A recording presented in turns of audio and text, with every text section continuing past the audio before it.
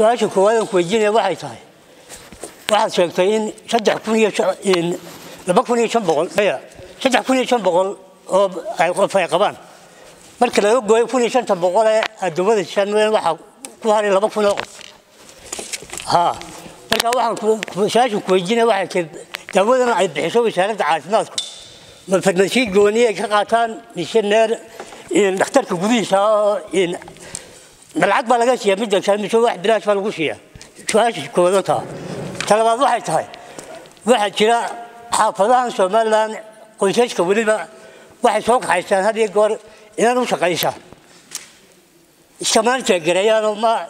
ma yiraahdaan dhiiggeeda soo qaadiyo waxa marka in xarumaha dhiigga laga qaado ee Airiska ina go xaafad u geeysan oo taariikhda iyo dadka maartay inta qoyska dhex gali lahayd ay familka dhan qaashin lahayd ina xaafadaha geeysan xarumo dawooyinka iyo waxa lagu bixiyo dhiigga Airiska lagu baahan وكاغا mahad celinayna horta marka horeysa ajiibkaadna soo ajiibtay niyo warbixintaadna siisayba adan dul istaago su'aalahayga su'aasha hore waxa jira sida adigu waa ka dhawaajisay waqtiyada guurka xilliyada guurka tusaale soo qaaday dad iskuursaday gabadh iyo wiil iskuursaday oo laga helay waqtiyada guurka miyana ku haboonayn in shardi looga dhigo dadka iskuursanaya in isbaaraan waa qodob su'aasha labaad waxa weeyaan gaadiidleyda had iyo jeer safarada dhaadheer u baxda waa meelaha xanuunkan inta badan ka yimaado sidaan filayno miyana gaadiidleyda guddi bay leedahay gaadiidleyda Soomaaliland oo iskaashata inay wacyigelinta idin la galaan ama aad ku darsataan bahda aan ka kooban tihiin iyaga laftigooda wacyigelintu si ay u gaadho marka iyaga laftigooda sidee maxay idin ka qorshaysayna wacyigelinta si ay u gaadho aad u gaarsiisaan gaadiidleydu waa meelaha halista wax inooga iman karaan kaaga mahad celinaa sidaad waqtigan u ilaalisay noona soo ajiibtay su'aashaydu waxa weeye ma jira calaamado lagu garan karo symptoms and signs intaan qofka la baarin dhiigga laga baarin isagoo caadi ah calaamado lagu garan karo ma jirta waa that's the first question su'aasha labaad waxa weeye ballar transmissionka mooyaane si kale lagu kala qaado ma jirto labadaas su'aalood way labada ogtay xanuunkan oo adduunka markii ugu horeysay intii u dambeysay intii wixii ka horeeyay COVID-19ka adduunka wuxuu ku lahaa xanuunkan khatarta koowaad buu ahaa laakiin waa noo sharaxday kulli COVID-19 wuxuu ka bedelay kulli waan dareemayna gudoomiye oo adigoo mahadsan waxaad noo sharaxdaa waxaan maqalay in hay'adii shuruud ku xidheen hay'adii caawin jiray xanuunka shuruud aan dhaqankeena ku saabsanayn ay shuruuda ku xidheen baan maqalay sida awadeed uu ku sameeyay inay mucaawinka Soomaaliland kaga qayb qaataan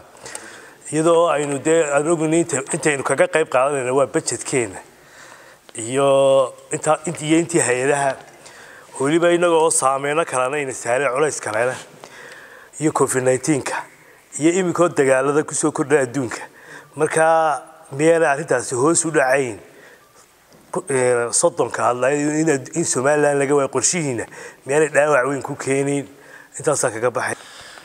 كل أنا أقول بس على دبان يروي دينا واحد بدن ويدين مايو مثل شيء إن كونية تطبق بقلب سيسان أنت بدن دوينك أنت كلا لكن ما سيسان أو مقالة كتير عم بعتري أو دم حد أنت بدن لوجي هاي مركزات كا يصير لوجو كنترول لا يصير لوجو ورها لها بالشدة هذا حق قرشاية أرنو هاي سانتا سوا غضب طلبات تنام بركز شيء تواسد حكوني أبفسدي شيء وأنا لمبر عادي عادو بدن وأنا لمبر ده عادي ورك جحله marka si loo ogaado kolba wixii ku soo kordha goobaha dhaqaatiirta ee goobaha shaybaadhada ma la leedan xiriir toos ah inay shaybaadkaasi free ugu raaciyaan cidii laga helana ay idin soo gudbiyaan si aad wala socotaan xaaladooda mar walba oo bulshada iyo ummadda maxay ahayd uga wacyigelisaan iyo qodobkan ku soo gabagabeynaya wacyigelintii bariya waxaad moodeenana sidii hore bulshada dhexdeeda ku hayn oo awal hore aad baa loo arki jiray gudiga iyo dhaqdhaqaaqeeda baltaana waxa hoos u dhaca keenay iyo waxyaabaha imka damacsantiin aad sameeysan waxa sheegtay inaad raashid bixiso halkaad ku bixisaa ma dadka magaalada dhexdeeda aad ku bixisaa bise meel gooni aad ka bixisaa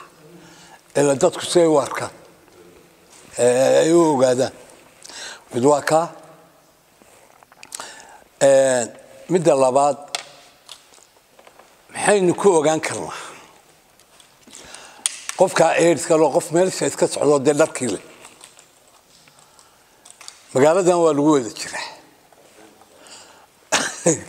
soo maashan maxaa lagu ogaan karaa qofkaasi uu calaamad leeyahay wasalaam xilliga aad timid soo ashitay golaha aad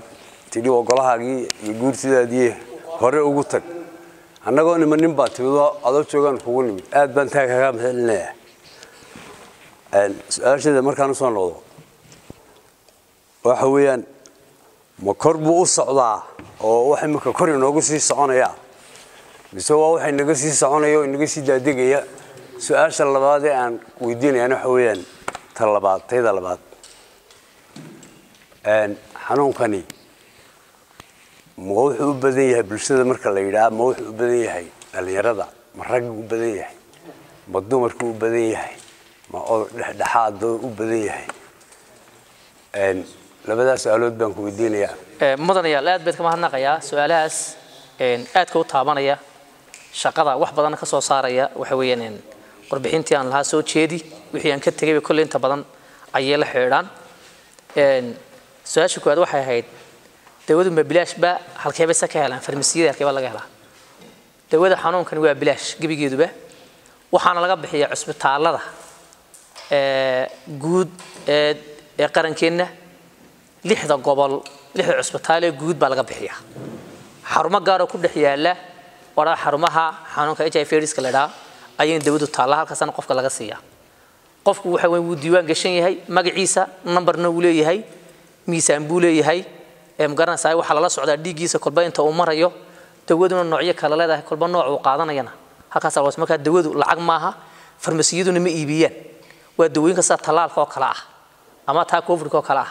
oo la noogu tala galay inaynu marka adduunyada aynu qayb kala noqono xakameyntiisa waxaan laga helaa cisbitaalladeena inay yaalaan qofka halkaas ku qaataa waxaan loo siiyaa bishba hal mar baa qofka la wada siiyaa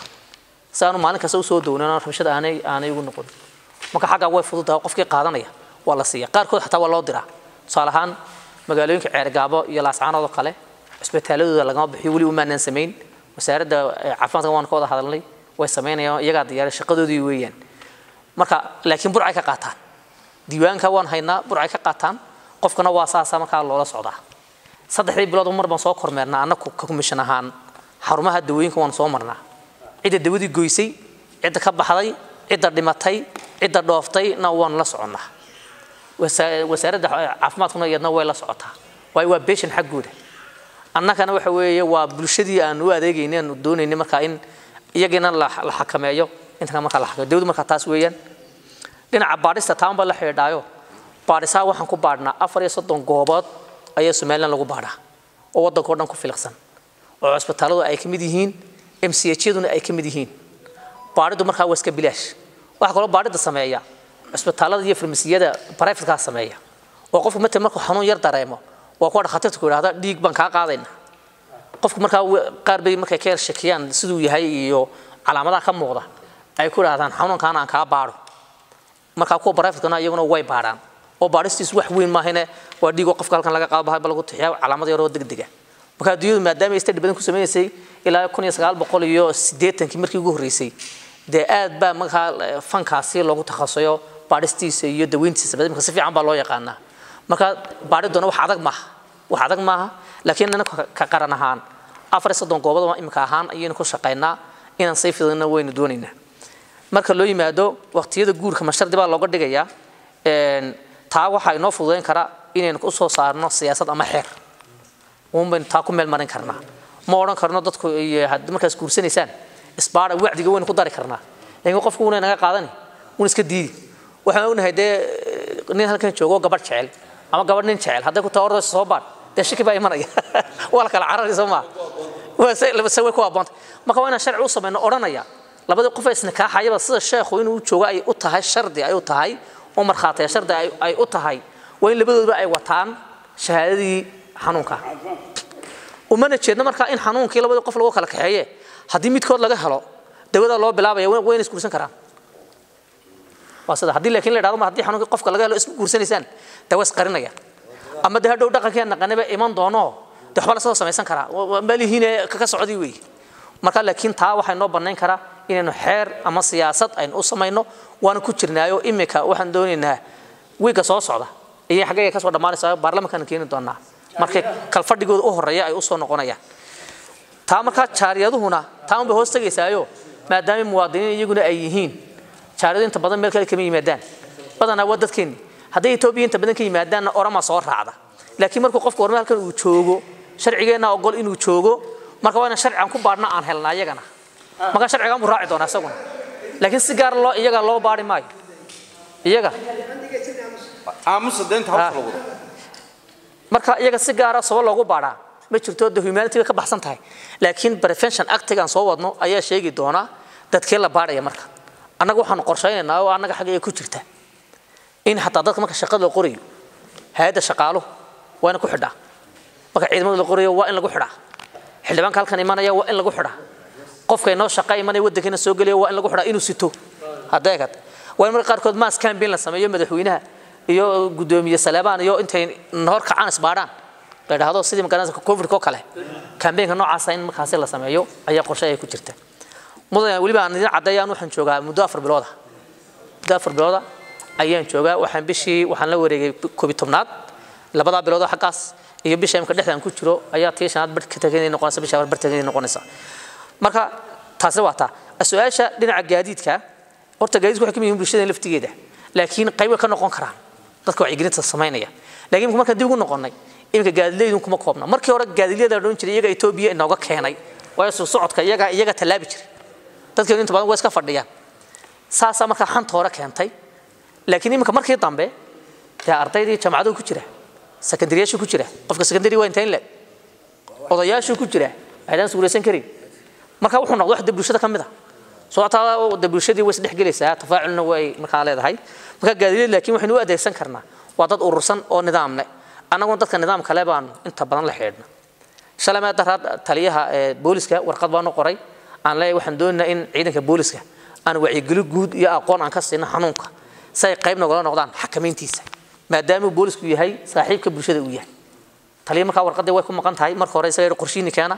qorshiina waan u dajinay marka waxaan doonaynaa in taas qaybeedyada aanu kala hadalno oo iyagu horta ciidanka booliska laftiisa horta fahmaan ba xanuunkan sida uu yahay markay nala gartaan qayb marka bulsho kasta oo urursani waa meeshan abaarayno masaajida saasa marka ayaan u abaarnaa iskuulada saasa loo abaaraya madrasada saasa loo abaaraya gaadiidleedana marka waan ku tarsanaa taas waa tala fiican weey marka loo yimaado calaamadaha horta badanka qofka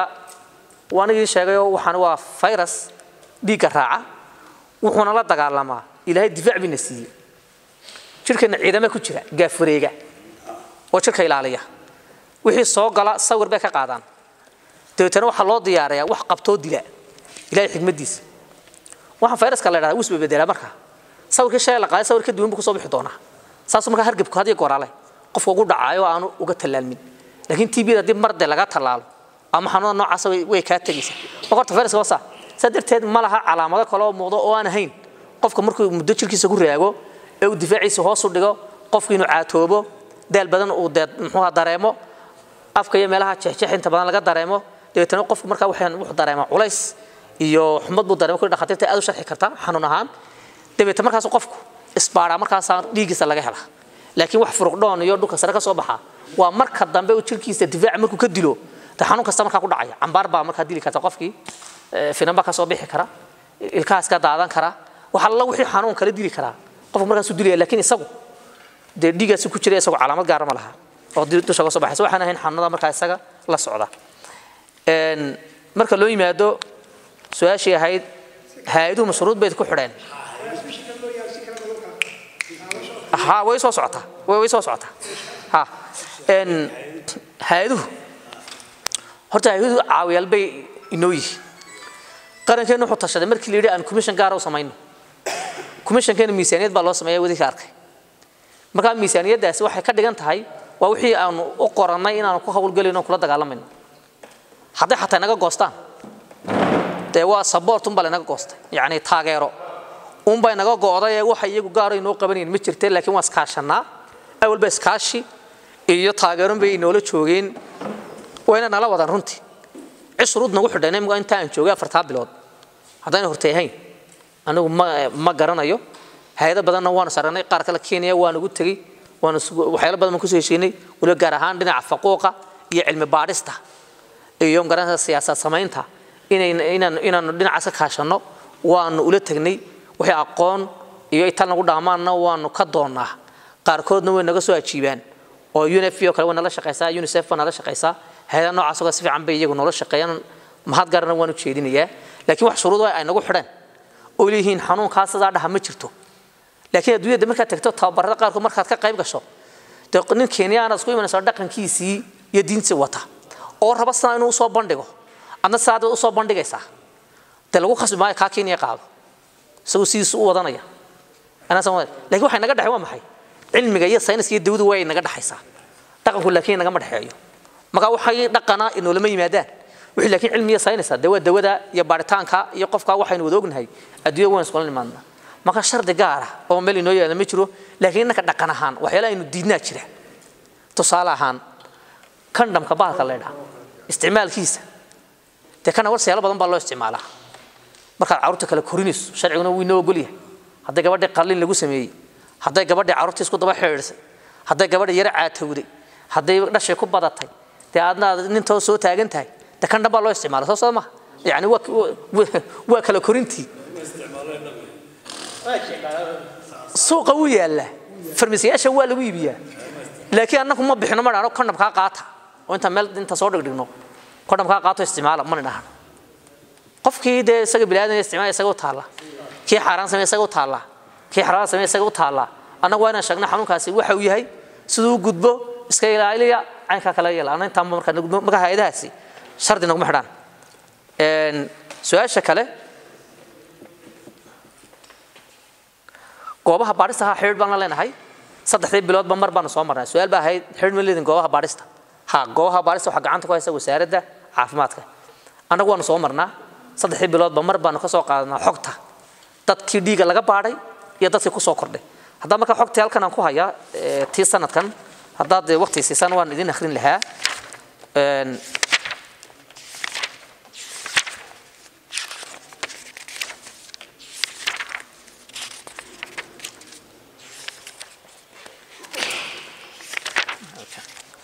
tusaalahan sanadka imika tagay 2021 afar jeer baan soo marnaa 3 bilood mar baan soo marnaa 3 bilood markaan soo marayno waxaan soo eegnaa dadkii tiradii la baaray goob walba 4 goobood weeyaan goob kasta intii qof la baaray la gaaray hadana intee baa laga helay baa iyadna la soconaysa intee baa intii 3 bilood aan maqnayn xanuun hor dhimato waxaan ka ogaanaa dawadii baa inay soo doonanay markaas la hadlaya hebel uu dhintaa ma heblaay way dhimatay markaas sanadkii u dambeysay ka tusaalahan goobaha waxa la baaray walow wasaad sheegaysaan oo aad inoo mashquuliyo covidkii iyo abaarihii arrimihii siyaasadda aynu aad u mashquulnay haddana baarideena waxay 3400 qof baa la baaray goobahaas waxa xanuunka laga helay 204 qof oo u dhiganta 6% ayaa ka laga helay marka goobaha saasan isku xidhannahay oo aanu 3 bilood mar aan uga soo qaadanaa diiwaanka loogu daraa warbixinta aan u gudbinayno madaxweynaha oo chairman-kaana saas ayaan u gudbinaa dhinaca wacyigelinta maxaa keenay hoos u dhaca horta laba sababood baa keenay mid waxay ahayd waa taa COVID-ka iyo abaaraha oo runtii aynu intention-keeni iyo itaalkeeni iyo dheecaankeeni dhinac baynu wada jeedinay arrin khatar oo emergency ana soo kordhay xanuunkana emergency ma hayso wax bulshada ku dhex jira waqti dheer u baahan waqti dheer horena soo qaatay marka emergency baa wuxuu inaga mashquuliyay waxa weyn isagii taas waa qodob kale waxa weyn lasma difaacay waxa laga yaaba annaga commission ahaan inuu yimaado gaabis taasna waa suurtagal laakiin in laga sii dadaalo unba marka muhiima su'aasha ahayd raashinka waxaan ku bixinaa isuduwayaasha gobolada bixiya waxaan ku bixinaa xafiisyada commissionka uu leeyahay waxaana la siiyaa cidda dawada qaadata ee diiwaanka dawladda ku jirta ee wasaaradda caafimaadka noo soo gudbiso in xarumaha ka soo qaadno ayaanu siinaa waxaanu siinaa saad bilaa baanu siinaa waxaanu siinaa waa wax bilaa waa kii u dambeeyay markaanu siinaynay bilaan u siinaynay saasay markaa ku qaataan saasaan ugu talagalnay ujeedku markaa wuxuu yahay wani horeedii ku sheegay wadad baahan baahida inaynu xaq qabtirno iyo inay dawadii joogteeyaan ilaa dawadii raashinka baa isku xidhanay inay maxaydan joogteeyaan xanuunku ma kor buu socdaa si guud mise hoos buu socdaa marka runta loo hadlo xanuunku hoos buu socdaa 3,000 maba dhaafno bayna inta soo biiraysa iyo inta ka tagaysa inta badan islaag laakiin waxa jira dad badan oo dadka in sheegaya 3,000 kuna boqol sano inta kale qaarkood waa dadka in sheegayo magac iyo maamuus kale oo aan ka qaadan xarumaheena dawada ilaa waa laga garanayaa marka Djibouti iyo Ethiopia iyo ka soo qaata dhinaca Soomaaliya ka soo qaata ayaa qaarkood ku jiraan qaarkood ku idin sheegay maalintii uu xanuun baad qabtaa maskaxdiisii qalbiyeeda wax weyn cararay marka fakaday qaarkood waxa weeyaan saas marka noqota marka xanuunku marka si guud loo eego horta hoos u socdaa laakiin marka loo eego sanadkii hore kan waan soo bardhignaayo anagu sanadkan dhaweyd waxaan ku qiimeynay inuu kor uga kacay marka loo eego sanadkii hore sanadkii 2020 kan 2020 ayuu kor uga kacsanaa oo 1% buu dheer marka loo eego dadkii la baaray iyo intii laga helay kor buu kacsanaa laakiin si guud marka loo eego Somaliland inaka dhaqankeena iyo diinteena ay waxay keenayaan inuu aad u kontrolo anu bishar waxaan ka qayb galay shirkad dhacay Kenya intaas milyan dollar lagu bixiyay 200 oo milyan oo dollar iyo hal institution ku shaqeynaya suuq la dagaalamo xanuunka AIDS-ka xakameyntiisa haddana dadka noocaas ah 17% bulshada xanuunkaas qaba inagana wuxuu ka yahay wad beersati buu ka yahay markaad u qaybiso de inuu 3 milyan bar bayna 3,500 waxba ka noqon maayaan waa point 1 buu noqonay oo waxa aad runtii u kooban ilaahay lagu mahadnaqo ujeedka wuxuu yahay point 1 ka saarna meesha ummaduna ay ka fayoobato oo noqoto ummad xakamaysay inta uu asiibayna waxa weyn la tacaasho oo dar yeesho oo markaan meel dhigta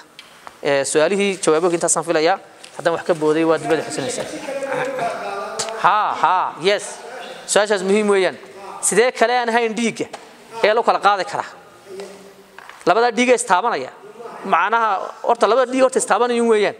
laakiin labada dhiig hadday galmo xalaal ama xaraan isku taabanayaan ugu gudbaya haddii wax kala fududeeyo uu yahay dhiig la isku shubay oo kale qof dhiig ku shubay waa transmission kiigu may taabasho ma jirto wada seexasho ma jirto de qof aadsan dhinacaas ku qabateen qofaas qorayseen qof cunto wada cunteen maan dhaweyd qola noo timaday mas'uuliyiina waxay yiraahdeen waxaan doonaynaa dadka xanuunka u dhinta markaan aasayno dadkii noocaasay way diideen inay meedhaan markaasay covidka ayay u haystaan qaalayo noogu wacdi wax taadan day xanuunkan isaas qofka marka la meedhayo waa run hadduu qofka xanuunka qaba markuu dhinto wax laga qaadayo male si caadi waa loo meedhaya because dhiigis waa istaagay wuuna xarkagay marka saasa markaas loo meedhaya xanuunka marka gabigiisuba waa transmission ka dhiiga hadduu dhiiga taabtan suu doonaa u soo maray ma jirto garfeed iyo salaan iyo dhunkasho iyo cunto la wada cuno waxaas oo dhan waa alxamdulillah bismillahir rahmaanir rahiim agaasime warbixinta aad siisay gudida joogtada golaha guurtida Jamhuuriyadda Soomaaliland si fiican oo waafiya oo dhinac walba taabanaysa ayad noo siisay warbixinta aad siisay maca qoraalka insha Allah waxaan u gudbinaa goloweynaha qaybta wacyigelinta wixii anaga qabtana waan ka qaadan doonaa aad iyo aad baad mahadsantahay